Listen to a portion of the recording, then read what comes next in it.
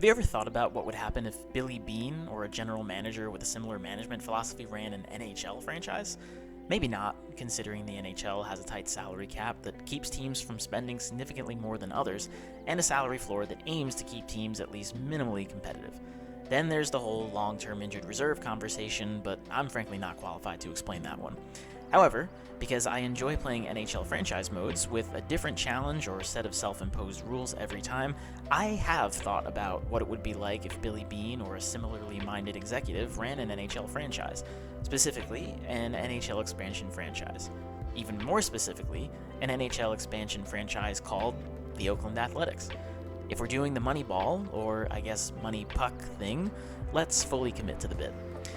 I should note that running a team the way Beane might isn't just about spending the least amount of money, but rather spending money efficiently by acquiring players and their production that are seemingly undervalued by the rest of the league. In this environment, an NHL 24 simulated franchise mode that begins at the Oakland Athletics 2023 expansion draft, that simply means finding the players who produce the most at the lowest price. No advanced analytics needed, as fun as they might be. I'll see how players are simming, trust that the sim engine will work at least somewhat predictably and consistently, and do my best to acquire them when they're at their lowest price, while also having to figure out when the best time to let go of my own players is to avoid overpaying them. I'm leaving the salary cap turned on this time around, but depending on how this goes, I might try it a second time with the cap turned off. Will this be a successful strategy? Let's find out. Hello everyone, this is Justin here on the Sir Franchises channel. The SIR in SIR stands for Self-Imposed Rules. I do not think I am franchise mode royalty. I just really enjoy playing these franchise modes with some self-imposed rules. Welcome to the channel. Welcome to my first video. Hope you all are enjoying it so far, and thanks for sticking around if you think this is interesting. What you're seeing right now is just the setup of this Oakland Athletics franchise mode. I'm putting the Oakland Athletics, as you can see there, in what was formerly known as the Oracle Arena, now the Oakland Arena, already existing. So just figured I'd do my best to recreate not only the arena, but also Stomper, the mascot of the Oakland Athletics. I think I got it pretty close, as well as I can, given what is available to us in EA Sports NHL 24. You saw how I tried to create the jerseys that looked most like what the Oakland Athletics are wearing now. And there, of course, is Beane, played by Brad Pitt in the Moneyball movie. We're doing some money puck here. Beane will be the general manager of this Oakland Athletics expansion franchise.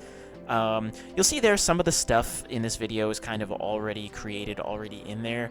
That's because I went through a few different iterations of creating this franchise mode, made a couple of mistakes along the way, but one good thing about these EA NHL games is that it'll save the last team you created, so you want to go in and do everything again. But here I've, in an effort to maintain some realism, some authenticity, I'm also not only putting the Oakland Athletics into the NHL, but also putting one of their minor league affiliates into the game, the Las Vegas Aviators. And I found that little sunshine sunglasses logo was the closest to the logo that I put on the screen a few seconds ago, and didn't really do much to touch up what is the Michelob Ultra Arena there in Las Vegas, but that's where the Aviators will be playing. Keeping the Athletics in the Pacific Division, that makes the most sense, certainly, since they're in California. Just running through the settings here also, head coach edit lines is off. I do like to do that kind of stuff myself, and pretty much left everything else alone. I typically will, leave scouting automated, but I've seen some videos of other people doing franchise modes on here where they really get into the scouting themselves, so I might play around with that. But the first thing we're going to do in this franchise mode, we're going to take a look at the coaching staff. And this is all pre-recorded video, by the way, and I'm now retrospectively narrating it, so I'm not narrating as I go, so some of the narration seems a little jumpy here. That's why, because I don't fully remember what I'm about to see happen next. So just looking through our coaching staff here, Caden Pecker is our head coach, Xavier McKay, our associate coach, Maxwell Tazolino, NHL assistant coach. I didn't think to possibly get a coaching staff as economically efficient as our actual player roster. I didn't think to do that by the time I got deep enough into this and had enough recorded where I didn't want to go back and do it all over again. So this will be the coaching staff moving forward, at least in this first season, and then we'll see how it works out, see if we need to make any changes, and then these sort of self-imposed rules that I will show you guys in a bit, in terms of getting the most bang for our buck and really getting the best for the cheapest in terms of players and maybe even in terms of coaches. I'll be applying that to the coaching staff hirings as well as we move forward. So just showing the salary cap there and showing the draft lottery results too. And this is, again, the 2023 entry draft, the draft lottery for that entry draft. So actually Philadelphia wins the draft lottery, moves up to the first spot. So Philadelphia actually wins the Connor Bedard sweepstakes here. And then the Washington Capitals move up from 9th to 2nd. Anaheim gets bumped down to 3rd, Columbus to 4th, Oakland got bumped down to 5th, so we'll have the 5th overall pick. And who am I going to be drafting in the expansion draft? I'm now going to explain how this whole Billy Beane money puck franchise mode is going to work, especially with regards to our first step in this whole process, which is the expansion draft. So the first part of these self-imposed rules is answering the question of who meets Billy Beane's eligibility criteria to be drafted in the expansion draft. So the first and most important thing to note is that we're going to be looking for players without expiring contracts, or players who are on an expiring contract but have already signed an extension. The reason for this is that I want to know from the get-go what the dollar value is on their contract compared to their production in the previous season. Because if I sign someone who's on an expiring deal and without an extension, that means that they are going to be possibly asking for a new contract, and I'm not going to know their asking price until I get to that contract screen later on. So I wouldn't really be able to do a calculation of the efficiency of their contract, which I'll get to on the next PowerPoint slide that I've thrown into this YouTube video. That's the academic in me coming out. So yeah, I mean, I just really want to know what their production was last year and how much I'm going to be paying them the following season based on that production. And if I have to negotiate a new contract with them, that means I can't do that calculation right here. So unfortunately, that means we're going to be passing on a lot of players, as you'll see, who have expiring deals without a signed extension. In terms of skaters that are eligible for the expansion draft, I'm only picking skaters that is, who had played 35 or more games in the 22-23 NHL or AHL season. And the reason for that is just in terms of having a good enough sample size to try and get a good sense of how this player might sim in this game based on their prior stats from the year before. I just felt like for skaters, 35 games was a good sample size to see what they can do. And for goalies, I made that sample size 15 games or more, given that goalies typically don't play 82 games a year, even if they're healthy. They're usually splitting the load with one other goalie, and at most will play 55, 60 games in a season, but we're seeing that as less likely going forward. A lot of teams are looking for tandems to almost split the load 50-50 these days, but I still felt like 15 games was a good sample size for goaltenders to see how they might sim in the sim engine here. And then let's talk about these efficiency scores. Let's talk about this relationship between production or performance and cap hit for each player. So for skaters, I'm going to be calculating an efficiency score that is their points from the 22-23 season divided by their cap hit in 23-24. So basically, how many points per millions of dollars that they are earning that next year. So as an example, Spoiler alert as to one of the skaters we'll be picking.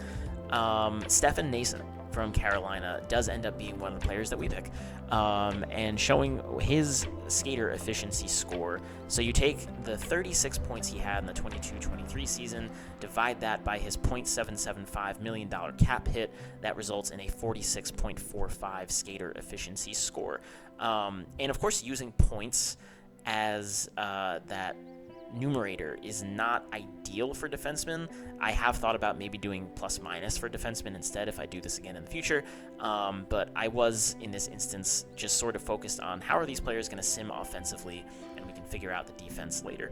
And then for goalies, I calculated their efficiency score using their 2022-23 save percentage and dividing that by their 23-24 cap hit. Again, spoiler for someone we'll be picking.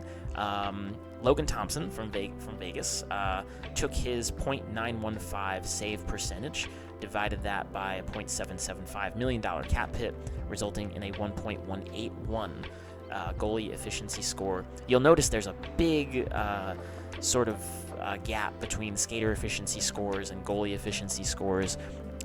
Those are both high efficiency scores, relatively speaking, for skaters and goalies, but I didn't create a standardized skater plus goalie score. I could have done that, but I just decided to leave them separate and prioritize goalies in the expansion draft. So that way, you're only picking 3 goalies in the expansion draft, so let's get the goalies out of the way, and then hopefully there's still a plethora of skaters that we can choose for, and I do think that ended up being the case. And then in terms of strategy of roster building here, the objective is to assemble the most economically efficient team possible, spend less for more production and better goaltending. So in this expansion draft, I am being pretty steadfast in limiting myself to a specific number of players who have a particular position as their primary position. So 6 left wingers, 6 centers, 6 right wingers, 10 defensemen, and 3 goalies. So what do I mean by that? I can only pick 6 players who have left wing as their primary position. So that means if I pick someone who is a center / left wing, that would count towards the center's tally, not the left winger's tally. So you'll see that as we go through the expansion draft, there are players I pass up on because I'm loaded up on a certain position already. And again, as I said, drafted goalies first to take care of those, since there are many more skaters to choose from than goalies here. And I prioritized drafting players with an NHL-based efficiency score first, and then I'll draft players with an AHL-based efficiency score later on if necessary. That's to just focus on building the base of our NHL roster, and then we can deal with the AHL roster more so in free agency a little later on. And how did I do this? I went through all of each team's exposed players in the expansion draft, and I calculated their efficiency score, put it all into an Excel sheet, and sorted it by efficiency score. And so I was able to draft a player if A, his team has not already been selected from, and B, his primary position is not fully drafted. So you'll see, we go down the list of players available, sorted by efficiency score, and I always go to the next highest efficiency score. And I try to draft that player if I can, but if his team has already been picked from, or if his primary position has already been filled, or he's on an expiring contract, I do unfortunately have to move on to the next player. Alright, so now let's get into the expansion draft. Let's see who we picked for this first year of our Oakland Athletics franchise. I'm just going to run through and show you what I did to decide how I picked players or how I passed on from certain players. So the goalie with the highest efficiency score was actually Filip Gustafsson. He had a .93 save percentage, .775 annual salary, but as you can see, only 1 year left on that contract, meaning it's about to expire. No extension signed. So I had to move on from Filip Gustafsson, which was a little disappointing, but then moved right on to Logan Thompson from the Vegas Golden Knights, $0.775 million salary, I believe a .915 save percentage, leaving him with an efficiency score of 1.18. And he's got 3 years left on that deal, so we won't have to worry about re-signing him to another deal with an unknown value. So Logan Thompson was our first pick in the expansion draft for the Oakland Athletics. And following that, as I said, wanted to take care of the goalies first, so moved on to Chicago, took a look at Alex Stalock, who had a .907 save percentage, .775 annual salary, but as we're going to see, again, only 1 year left on that contract. It's about to expire, no extension signed, so had to move on from Alex Stalock, which I wasn't too disappointed about considering his 75 overall. Then I moved over to Dan Vladar of the Calgary Flames. .775 deal about to expire, had an extension signed for $2.095 million, which actually lowered his efficiency score because, again, it's save percentage divided by salary. So because his salary went up in that next deal, his efficiency score actually dropped, and he became less efficient than his original efficiency score originally stated. So then we did not end up signing Dan Vladar, which would have been a good signing. 83 overall, age 25, maybe still with a little bit of development left to go.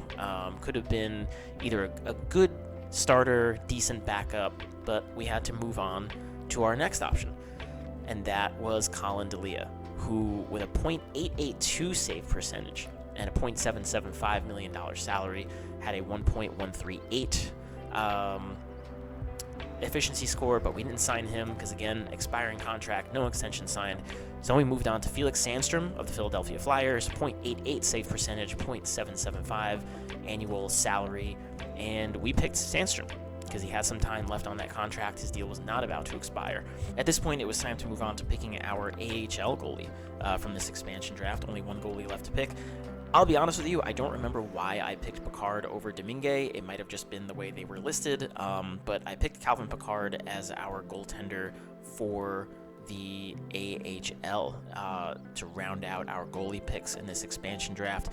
And again, that's an AHL-based efficiency score. So he had the highest efficiency score, tied for the highest efficiency score among AHL goalies. Now moving on to our NHL skaters. As I stated earlier, Stefan Nason was our first pick. Had to move on from Eric Gustafsson, Michael Bunting, and Keandre Miller because they were all on expiring deals. Pretty interesting that a defenseman actually had the highest efficiency score in this little ratio I put together here, considering it's points-based. Now moving on to our next pick, we had to go a little ways down the list to find our next pick. Had to skip over Zach Parise, who had an expiring deal. Nick Bjugstad, we already had a pick from the Oilers. Eric Stahl had an expiring deal. Kalen Addison and Sam Steele had expiring deals. We already picked Logan Thompson from the Vegas Golden Knights, so we had to skip over Mike Amadio. Philip Kurashev, who I included in these calculations at first, was not then available in the expansion draft from Chicago. So that left us with Jimmy Vesey, who, we went down about 12 efficiency points from Parise to Vesey to make this pick. But overall, still one of the higher ranked players in terms of efficiency score. So we grabbed Vesey from the Rangers. And next, we skipped over Matt Nieto and Ross Colton, both from the Colorado Avalanche because they were on expiring contracts, and grabbed Mark Giordano from the Toronto Maple Leafs. A pretty high efficiency score for a defenseman there, too. Next, we skipped over Derek Brassard, Trent Frederick, and Dmitry Orlov, who were all on expiring deals, to grab our next defenseman, Sebastian Aho, from the New York Islanders, my favorite team.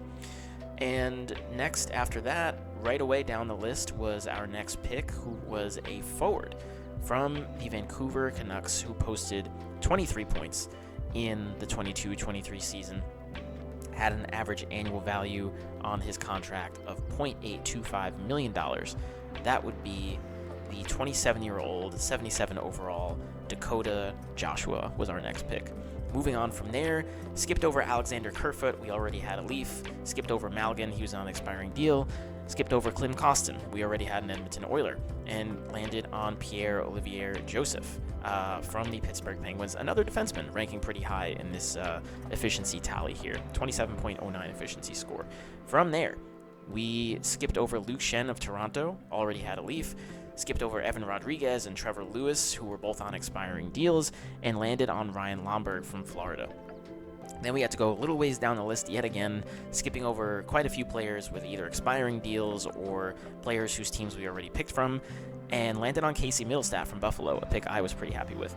Next, we skipped over Sam Lafferty from the Toronto Maple Leafs because, again, we already picked Mark Giordano from the Toronto Maple Leafs, and ended up next picking left winger Connor Dewar from the Minnesota Wild with an efficiency score of about 23, having posted 18 points in the 2022-23 campaign, .775 annual salary.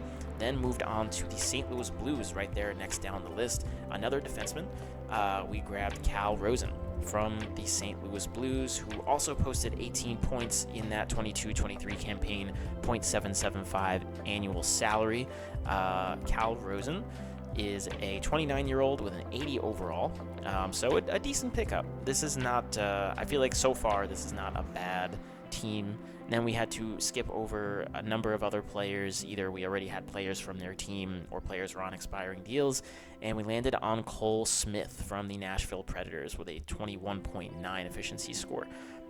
Cole Smith, 27 years old, 17 points in that 22-23 campaign.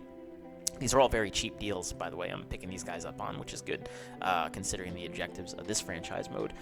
Skipped over some players from Vancouver, Colorado, and Carolina. We already either had players from those teams or guys were on expiring deals. Grabbed Boris Kachuk from Chicago. Next, we skipped over Josh Mahora, Tyler Pitlick, and Nick Bonino, whose teams we already had players from. Ended up with Blake Lizotte from the LA Kings, who had 34 points in that 22-23 season. Not bad. Then we skipped over Matthias Janmark, Eric Brandstrom, Vladislav Nemesnikov, and Braden Schneider. Either we already had picks from their teams or they were on expiring deals. Ended up with our next 3 picks right there in a row on the list. First grabbing Jonathan Kovacevic from the Montreal Canadiens. Next after that, grabbing veteran center Nick Dowd from the Washington Capitals, who posted 25 points in that 22-23 campaign with a 19.2 efficiency score because of that $1.3 million deal. And after grabbing Nick Dowd, we then moved to San Jose, picking up yet another defenseman, Matt Benning from the San Jose Sharks, who had an efficiency score of 19.2, having posted 24 points in that 22-23 season with an average annual value on his contract of $1.25 million a year. And then from there, we moved on to, oh my god, my monitor just went black. Okay, here we are. Wade Allison got skipped. Capo Caco got skipped. And our next pick was Michael Eyssimont from the Tampa Bay Lightning. Posted 15 points in that 22-23 season. Had, I believe, actually in Eysimont's case, he has an extension signed, and the years on his extension, yes, his current deal was a $0.775 million contract, got a little boost to $0.8 million, so factor that salary into his efficiency score. He was next on the list and available. So we grabbed Michael Eyssimont from the Tampa Bay Lightning. Fortunately, next we had to skip over Max Domi from the Dallas Stars. Really would have liked to pick up Domi, but he was on an expiring deal. Skipped over Pizzetta, Achari, Ilonen from teams we already had players from. Nathan Bastian had an expiring deal. Goudreau, Lorenz, Chatfield already picked players from their team. So we ended up picking Liam Foudy, the 23-year-old center from the Columbus Blue Jackets, next. Following that, skipped over Trevor Moore, Gustav Forsling, which was another sad one. JT Compher was on an expiring deal. Eric Robinson and Josh Archibald, we already picked from their teams. We ended up going with a 25-year-old left winger, Max Jones, from the Anaheim Ducks with an efficiency score of 14.67. So we're having to jump pretty far down the list, unfortunately, to grab some players, but it is what it is. Skipped over Garnet Hathaway from Boston. Ended up next picking not a bad next player to grab from Dallas, considering we didn't get Max Domi. Evgeny Dodonov was our pick from Dallas. 33 points on a $2.25 million deal with a 14.6 efficiency score. And then, as you see no position as a reason for draft decisions here. That means we are now loaded up on both left wingers and centers. So in that case, we'll have to skip over players from that position. From those positions, also skipped over Tarasenko because we already had a Ranger, leaving us with left defenseman Brad Hunt from the Colorado Avalanche for our next pick. 10 points on a $0.775 million deal. Had to skip over a few more players to get to our next pick, but a pick I am happy with. Also, former New York Islander, Nino Niederreiter. 41 points on a $4 million deal. Not a bad pickup at all. Had to skip over a few more players to get to our next pick, who was Matt Grzelcyk from the Boston Bruins. I had to skip over quite a few Bruins to get to Matt Grzelcyk, but even though he's on a $3.69 million deal, definitely still not a bad pickup. One of Boston's better defensemen. Excited to have Grzelcyk on our expansion team here. Definitely not upset with this pick.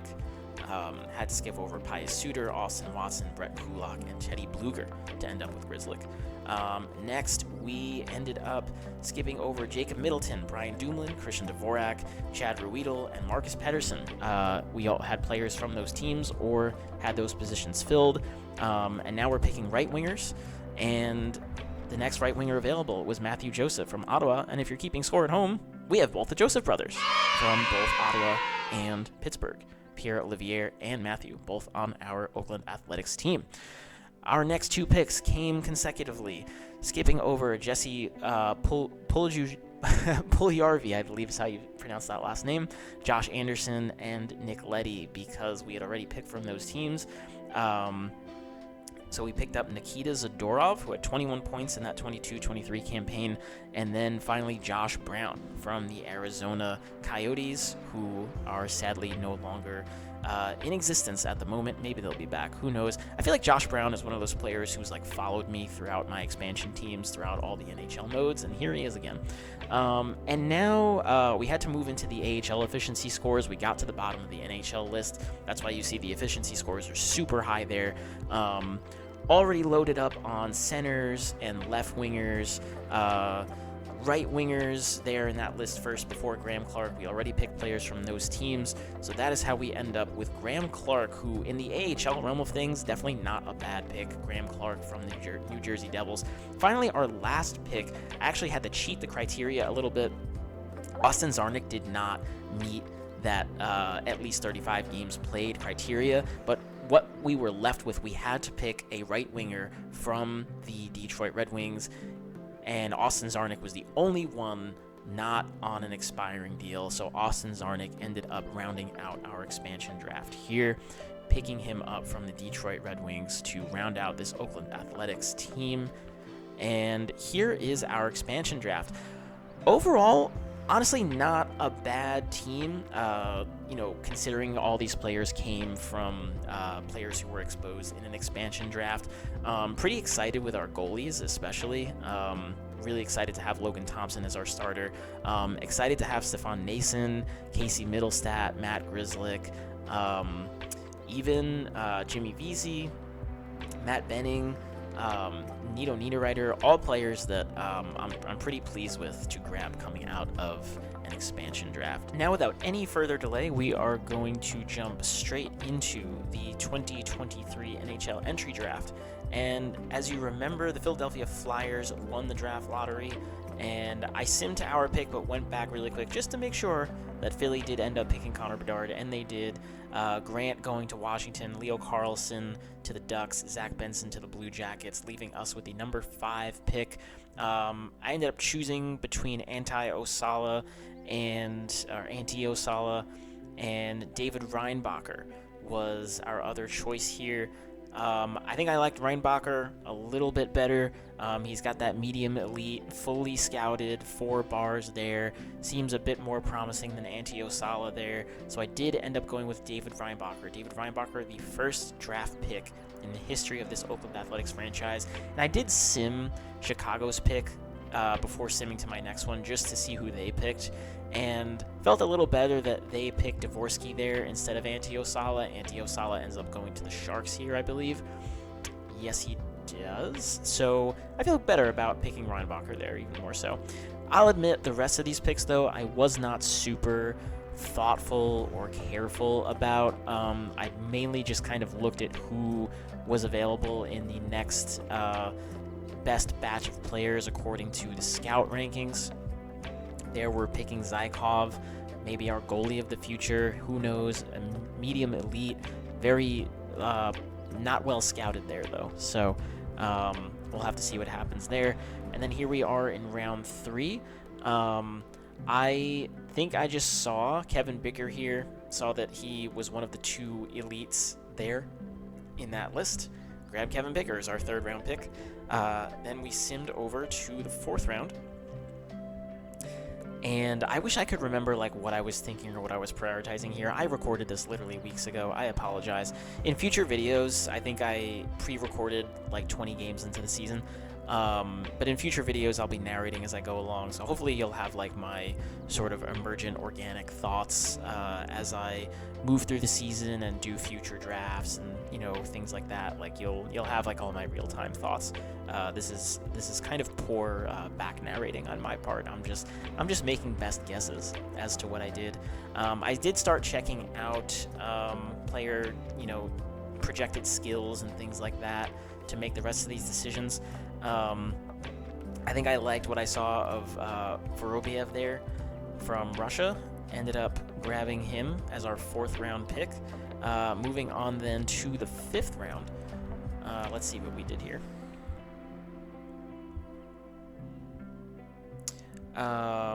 So here, let's see who we went with. Let's see. Okay. Yeah, I know I skipped on Brown there. Let's see what I did. What did I go for here? Apparently I went for a right winger here. Let's see. Oh, I remember who I picked here. I believe I went with Matthew Soto here, because again, looking at those projected skills, out of that first bunch of 4, Matthew Soto really stood out to me as being most promising, even though his potential is only AHL top 6 forwards, but that, you know, that's kind of everybody in that bunch there. So pick Soto for round 5. Round 6, I believe, if I remember correctly, I did make a little bit of a blunder here. I picked based on those projected skills there.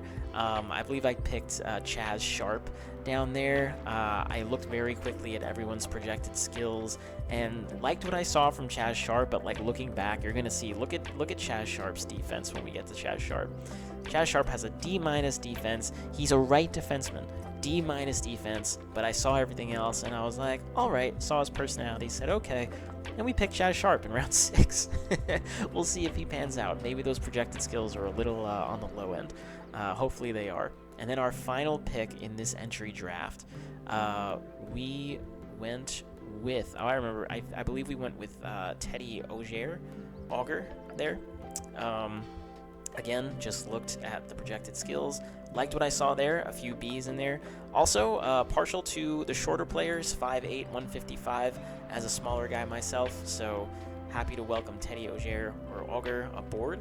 He's a real person, so hopefully someone knows how to pronounce his last name, and they can tell me.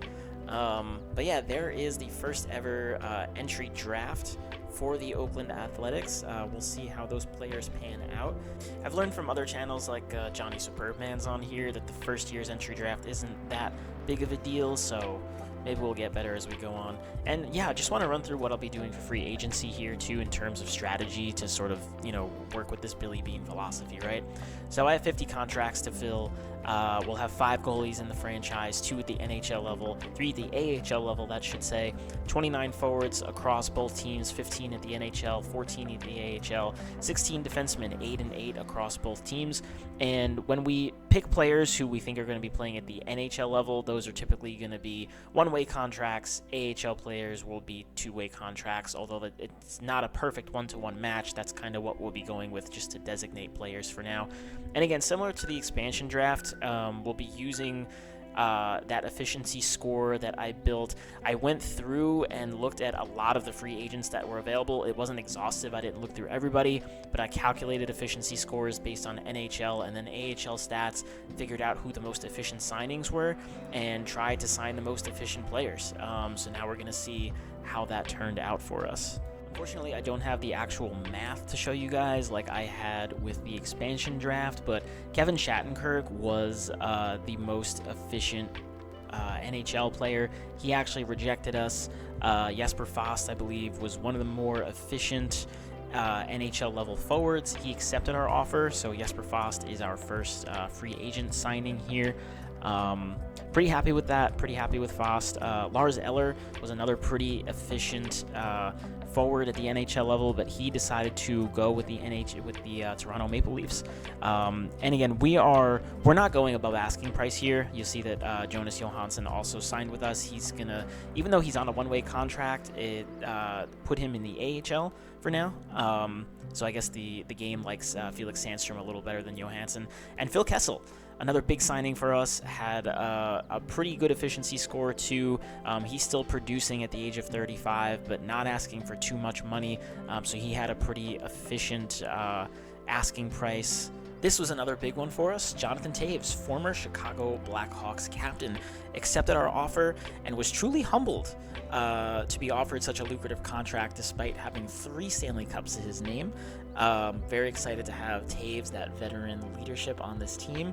Another veteran, another former New York Islander, Travis Hamonic, also joining our team. He was one of the more efficient NHL level defensemen who we were able to pick up from free agency.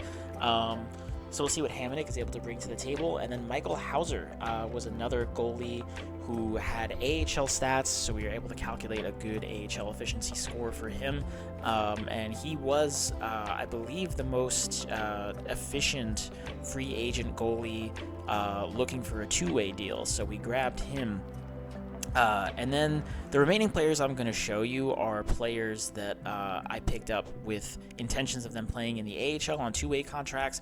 Had Daniel O'Regan here, Joe Hicketts, Mitchell Stevens, Leon Gawank, and Jack Akan here, all signing with us, as well as Linus Weisbach and Dylan Sakura, and Martin Firk. These were all players, and Benjamin Gleason as well, Tanner Curro. These were all players, Alexander True, I'll get this sentence out eventually, Max McCormick. These were all players who had very high, a very high amount of points in that 22-23 campaign in the AHL. So they had pretty monster efficiency scores. And let's just look at some of our key players here in the Oakland Athletics threads. We got Jonathan Toews here wearing his number 19 for the Oakland Athletics. Josh Brown, who has seemingly been designated for AHL duty, rocking the Las Vegas Aviators threads here. Looking good. I did not put any effort into the Las Vegas uniforms at all. Those just stayed as the defaults. Jonas Johansson here, who will be playing goal for the AHL Aviators. I might go back in and mess with the goalie pads and masks and things like that.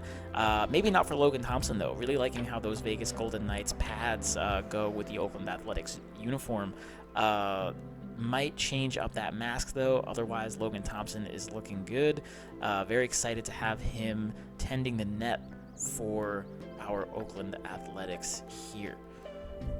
And, of course, I left all of the owner mode stuff on, so we do have goals. We are, sort of managing the franchise in addition to just the player management. So taking a look at our owner goals here.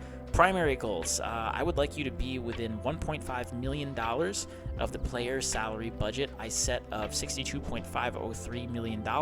I believe that's pretty close to the cap floor, so given what we're trying to do here, that shouldn't be too hard. He also wants us to boost fan happiness to at least 95. Given this is the first year of an expansion team, I'm a little nervous about that one, but we'll see. They also want us to sell 85% of available suites, as well as boosting team chemistry to 72 and making the playoffs. We're a conservative seller in the first year of an expansion franchise. The game seems to have more confidence in this roster than I do. I know I actually said I like this roster coming out of the expansion draft. I meant that it's a good expansion draft roster. Maybe I don't know how it's going to hang with other NHL teams, but we'll see. And now we're going to change up the leadership on this team a little bit. It has Giordano and who else? Zadorov as alternates and Grzelcyk as the captain. Gonna change it up, gonna go with a little more classic leadership on this team. Gonna go with Jonathan Toews as our captain here. He captained the Chicago Blackhawks to not one, not two, but 3 Stanley Cups in the early 2010s. So Jonathan Toews is our captain, no doubt about it. Throw in Phil Kessel on alternate, letting him have the A on that sweater. He's been around for a long time. He deserves it. He's still playing hard. And we're giving the alternate back to Mark Giordano. veteran defenseman on this team. One of the earlier picks in our expansion draft had that very high efficiency score for a defenseman, so we're letting Mark Giordano rock that A on the sweater as well. So this is our this is not going to be our starting lineup. These are our active players before I mess with the lineup here. I'm not going to be changing any of the strategies here. I kind of like the sort of idea of a coach coming in with his own strategies, and we'll just let that play out, and we'll see how this works in the first year. We'll see how this particular coach's strategies work with this particular roster that we've drafted. So we have our starting forwards there, and scratch players, Sebastian Aho and Liam Foudy are going to be our scratched players there. Usually what I do is I select the head coach preferences option and then sort of tweak who the starting players are from there. So that's what we'll be doing here. And then I do look at each player and see how they fit each line scheme. So if you just saw the screen shift there, this is how I ended up setting up our lines for our offense here. Mateo Joseph, Jonathan Taves, Nino Niederreiter on our top line, Didanov, Middlestat, and Fost on our second line, Lomberg, Lazat, and Nason taking on the third line, VZ, Dowd, and Kessel on the fourth line. Then our top defense pair is Grzelcyk and Benning. This was the only defense arrangement I was able to get without any negative scores and some positive scores for the chemistry. So again, Grzelcyk and Benning taking on that top pair, Giordano and Hamonic on the second pair, and then Pierre-Olivier Joseph and Nikita Zadorov on that third pair. Goalies, of course, Logan Thompson going to be our starter here, and Felix Sandstrom going to be our backup.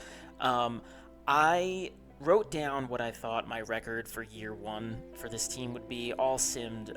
So my official record prediction at the time of recording the video content for this was that this team was going to go 36, 38, and 8 in year one. Looking at our healthy scratches too, Sebastian Aho, Liam Foudy, of course, as I showed you. But yeah, not a whole lot of star offensive power on this team, so that's my prediction for the year one record. Then we're going down to the AHL to see what's going on with the lineup there. So again, this is how I rearranged the lineup after figuring out what players have the best fits with what line schemes. We got Sakura, Joshua, and Ferk up on the top line. Then Jones, Isamont, O'Regan on the second line. Kachuk, True, and Smith on the third line. And Connor Dewar, Mitchell Stevens, and Austin Zarnik on that fourth line, all with positive chemistry of at least +1 on those third and fourth lines. We got +2s on the top two lines. Very excited about that. Then on defense, Lian Gawonk and Josh Brown will be that top pair for us. Cal Rosen and our 5th overall draft pick, David Reinbacher, on the second line. Excited to see how he performs. Looking forward to see how he develops too in our franchise mode here. Very excited to track that over time. And then on our third pair, we've got Kovacevic and Hunt rounding things out on the defense. Only a +1 on that top line. That's what I felt like the best I could do was for our Las Vegas Aviators there. And then taking a look at the goaltenders, we'll have Calvin Pickard apparently being the starting goalie, maybe with the scouting getting a little more informed. Johansson's overall might drop, and Pickard might very well be the top choice for our starting goaltender here. So that's going to do it for this video. I hope you all enjoyed. If you stuck around here till the end, feel free to please give a like and a subscribe here. This is my first video, and I'm hoping to continue this series here, hoping to get episode 2 up and running very, very soon. Already have the video content recorded, just got to provide some narration over it. But yeah, thanks for checking it out. Please leave a comment too if you have any thoughts or ideas about this series, and let me know what you enjoyed about it, and let me know what else you'd like to see.